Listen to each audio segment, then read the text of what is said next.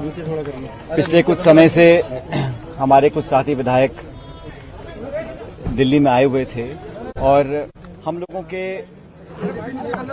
सरकार के और संगठन के कई सारे ऐसे मुद्दे थे जिसको हम रेखांकित करना चाहते थे। और मैंने जो इशू उठाया था, चाहे वो देशद्रोह का मुकदमा एसओजी वाला हो या हमें काम करने का जो तरीका था उसमें जो आपत्तियां थी, उन सब के बारे में हमने बताया। और मैंने शुरू से इस बात को कहा कि जो मुद्दे हैं वो सैद्धांतिक हैं और मुझे लगता था कि पार्टी के हित में उन बातों को उठाना बहुत जरूरी था।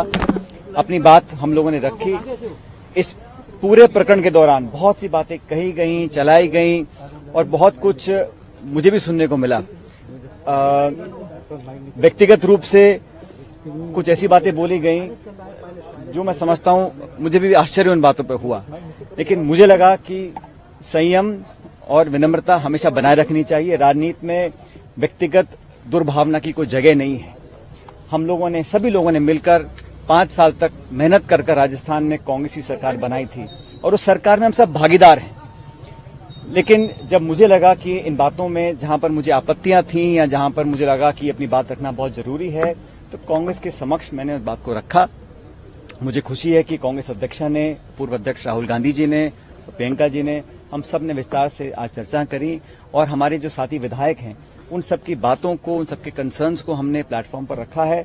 और मुझे आश्वासित भी किया गया है, मैं धन्यवाद देता हूं इस बात का, कि ये 3 सदस्य कमेटी बनकर बहुत जल्द उन तमाम मुद्दों का निराकरण करेंगे जो मुद्दे हम लोगों ने उठाए हैं। मैं फिर कहना चाहता हूं, सैद्धांतिक मुद्दे थे, गवर्नेंस के इश्यूज से जो मैं चाहता था एड्रेस हों, ताकि पार्टी और सरकार उन वादों पर खरा उतर सके जिन वादों को कर हम सत्ता में आए थे।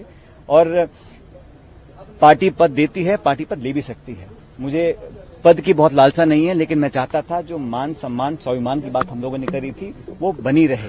राजनीति में आज 18-20 साल से मैंने जो योगदान दिया है व्यक्तिगत रूप से पार्टी के प्रति, पार्टी भी बात को जानती है।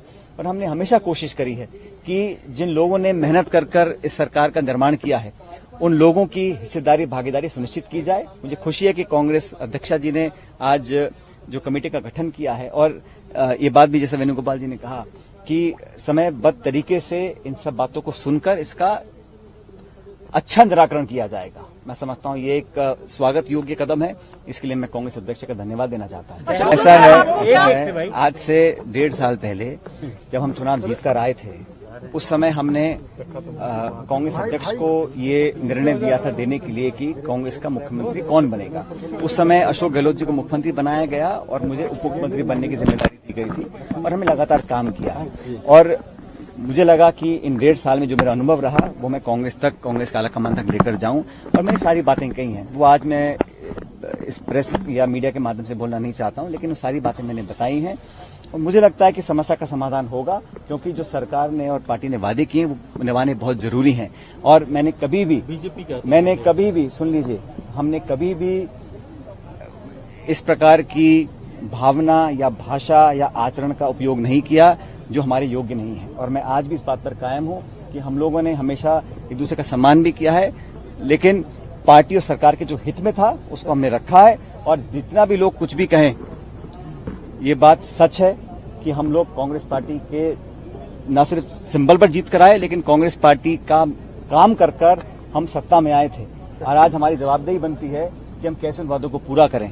इसलिए मेरा आज ये जो आज हम लोगों ने अपनी बात रखी, सभी विधायकों ने रखी, हम सब मिलकर यहाँ पर आए थे। मैं धन्यवाद देना चाहता हूँ सभी विधायकों का कि इन्होंने बड़े एक खुले माहौल में बेबाकी से अपनी बात को रखा, उसका संज्ञान भी पार्टी ने लिया है। और मैं धन्यवाद देना चाहता हूँ प्रियंका जी का, जिन्होंने समय निकालकर आज हम सबसे बात करी, अलग अलग सब बातों को सुना और मुझे लगता है कि बहुत जल्द समस्या का समाधान